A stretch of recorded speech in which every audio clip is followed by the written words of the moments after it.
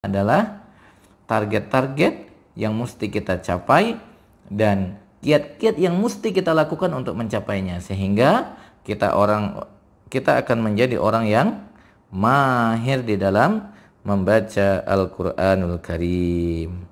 Maka jangan pernah merasa kita tidak butuh dengan Al-Qur'an.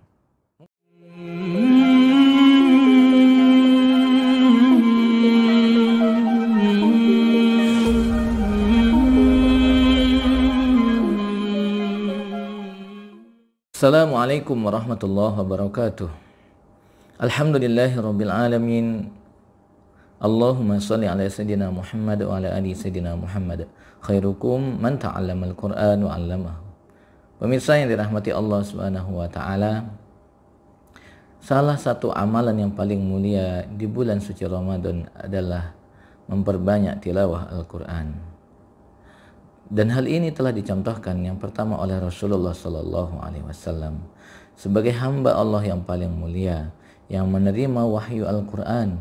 Maka ketika di bulan Ramadan ia selalu bertalaki kepada malaikat Jibril, sehingga pada Ramadan terakhir dalam hidupnya beliau menyempatkan untuk bertalaki kepada malaikat Jibril sebanyak 2 kali di dalam Ramadan. Kita berdoa, mudah-mudahan nantinya di yaumil akhir kita dipertemukan dengan Rasulullah sallallahu alaihi wasallam. Amin Allahumma amin. Pemirsa yang dirahmati Allah Subhanahu wa taala, maka bagaimana ketika kita ingin menyempurnakan amalan yang paling mulia ini, yaitu membaca Al-Qur'anul Karim? Bukankah telah disampaikan dalam sebuah makalah, rubbal qari'il Qur'anu yal'anuh, banyak orang baca Al-Qur'an tapi Al-Qur'an melaknatinya. Kenapa begitu? Ya, karena mungkin kita ketika membaca Al-Qur'anul Karim, kita tidak membaca sesuai dengan yang dituntunkan oleh Rasulullah sallallahu alaihi wasallam. Dalam artian apa? Ketika kita membaca Al-Qur'anul Karim tidak mengikuti kaidah tajwid yang seharusnya kita jaga di dalam membaca Al-Qur'anul Karim. Maka dari itu, dalam pembelajaran pembacaan Al-Quran atau tahsin tilawah Al-Quran, setidaknya ada dua kiat dan 2 target yang mesti kita lalui agar kita bisa menjadi orang yang mahir di dalam membaca Al-Quranul Karim. Yang pertama kiat atau target yang akan kita capai di dalam belajar Al-Quranul Karim, yaitu yang pertama adalah membaca lancar, dan yang kedua membaca benar. Bagaimana membaca lancar? Nah, tentu berbeda membaca lancar dengan membaca benar. Kalau membaca lancar itu sekedar dia mampu menguasai huruf-hurufnya, dia tidak berpikir lagi ini huruf A, ini huruf B, ini huruf Ta, ini huruf Sa, dan seterusnya. Dia lancar membacanya, tapi dia masih belum benar karena dia belum memahami kaidah tajwidnya. Dia belum mempelajari ilmu yang ada di dalam kaidah-kaidah tajwid. Dia hanya membaca lancar saja. Nah, setidak-tidaknya ini adalah target pertama yang harus dicapai, yaitu target lancar membaca Al-Quran. Lalu bagaimana agar ia bisa menjadi lancar? Maka ada 2 cara pula, ada 2 metode atau 2 kiat yang mesti ia lakukan bagaimana supaya dia bisa melancar di dalam membaca Al-Qur'anul Karim. Yang pertama, agar lancar maka ia mesti banyak tilawah. Perbanyak tilawah, aktifkan lidah, aktifkan telinga. Aktifkan lidah artinya banyakkan tilawah, banyakkan bagaimana para sahabat terdahulu berkomunikasi dengan Al-Qur'anul Karim. Maka ketika seorang ulama ditanya, bagaimana sahabat dulu ketika berinteraksi dengan Al-Quran? Maka ulama tersebut menjawab, bagaimana kualitas interaksi para sahabat dengan Al-Quran sama dengan kualitasnya orang-orang sekarang berinteraksi dengan gadget. Ini jadi introspeksi buat diri kita. Maka yang pertama adalah mesti kuantitas di dalam membaca Al-Quran. Banyakkan tilawah, apalagi di bulan Ramadan ini. Banyakkan tilawah. setiap hari. Misal, alhamdulillahirabbil alamin, sekarang ada namanya program ODOJ, One Day One Juice. Bagaimana program One Day One Juice? Program One Day One Juice membiasakan kita untuk membaca satu hari satu juz yang dikawal, dalam artian kita akan selalu diingatkan dalam sebuah grup WA, sehingga kita akan ditanya bagaimana tilawah antum. Ketika kita sedang futur, maka akan ada admin yang mengingatkan, memberikan motivasi. Ini pentingnya kita ketika bergabung dengan komunitas ODOJ atau One Day One Juice. Banyakkan tilawah, tapi kami sibuk. Banyak metode, misal kalau di ODOJ ada metode-metode yang mereka share ke kita, mereka ajarkan kepada kita dengan para anggotanya, dengan grup-grupnya, bahwa ada 5 metode di dalam cara menuntaskan hatam dalam satu hari satu juz, yang insya Allah akan kita bahas di lain waktu. Nah, pada intinya kalau kita ingin lancar di dalam membaca Al-Quran, maka banyakkan tilawah, seringkan tilawah. Setidaknya misal satu hari, setiap ba'da sholat, setiap di luar kegiatan, ketika kita sedang agak santai, sedang antri di bank, kita sedang antri di BPJS, kita sedang antri di mana tempat, ketika kita ada aktivitas yang kosong, daripada kita sibuk melihat gadget, maka kita coba untuk melihat Al-Quranul Karim. Maka ini mesti diantusiaskan. Tapi kami penuh dengan aktivitas yang kami tak sempat mengelola waktunya. Kita ada namanya rumus metode namanya 120 per 10. Nah, ini juga telah kita sampaikan pada video sebelumnya tentang bagaimana metode membaca atau bertilawah Al-Quran dalam rumusan 120 per 10 dalam keseharian kita, sehingga kita bisa memperbanyak tilawah. Ini. Yang kedua, kemudian banyakkan mendengar, aktifkan telinga, banyakkan mendengar. Sudah kita banyak tilawah, banyakkan mendengar. Kalau kita sedang jenuh, kita dengarkan sahabat kita membaca Al-Quran. Bukankah dicontohkan oleh Rasulullah SAW? Bukankah orang yang paling berhak di dalam membaca Al-Quran itu adalah Rasulullah SAW? Beliau yang menerima wahyu. Beliaulah yang menerima langsung dari Allah SWT.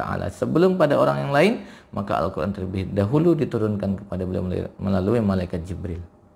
Lalu apa yang dilakukan oleh Rasulullah? Rasulullah pun pernah meminta kepada sahabat Ibnu Abbas atau Ibnu Mas'ud, Ibnu Abbas ingat saya. Maka ketika itu Rasulullah meminta agar dibacakan Al-Quran. Ini artinya apa? Kita pun perlu banyak mendengar.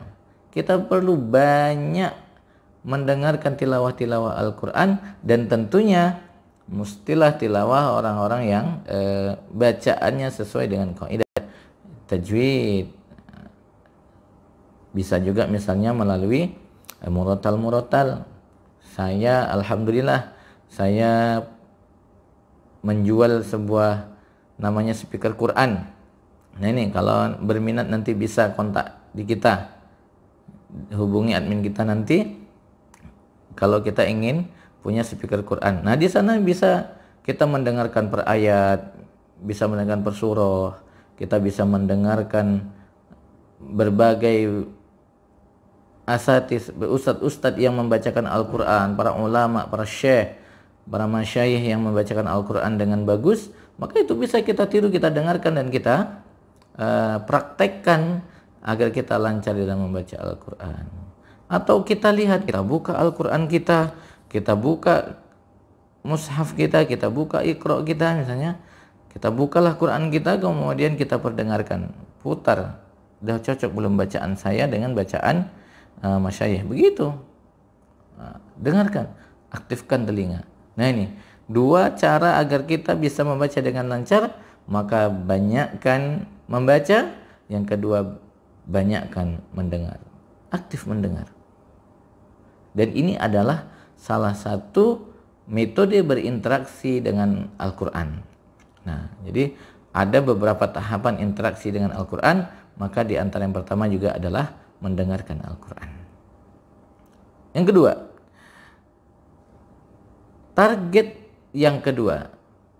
Target pertama adalah membaca lancar, maka caranya adalah dengan banyakkan tilawah dan banyakkan mendengar tilawah. Kemudian target yang kedua adalah membaca dengan benar, membaca dengan sesuai kaidah tajwid, membaca sesuai dengan yang dituntunkan oleh Rasulullah sallallahu alaihi wasallam. Lalu bagaimana kiat-kiatnya? Metodenya bagaimana agar kita bisa menjadi orang yang benar di dalam membaca Al-Quran? Bukan hanya lancar saja, tapi juga benar. Bukan hanya bisa baca cepat. Kalau Ramadan kejar target. Nah, yang penting selama 30 hari khatam 30 juz. Atau bahkan terkadang 2 kali khatam dalam 1 bulan. Dalam 1 bulan Ramadan 2 kali khatam. Tapi tidak dengan kaidah bacaan yang sebenarnya. Maka mesti lalui tahapan yang kedua, yaitu target yang kedua adalah membaca dengan benar. Lalu bagaimana metodenya membaca dengan benar ini? Maka mestilah banyak talaki musyafahah dengan guru-guru Al-Quran. Maka jangan khawatir, apalagi kita tinggal di daerah Pekanbaru yang luar biasa. Banyak sekali pondok-pondok, markas-markas, banyak sekali rumah-rumah yang hari ini membuat rumah Quran yang mengedepankan bagaimana metode membaca Al-Quran dengan benar. Maka tinggal kemauan kita saja. Kalau kita tidak mau, ya memang bagaimana lagi? Memang tak bisa berarti.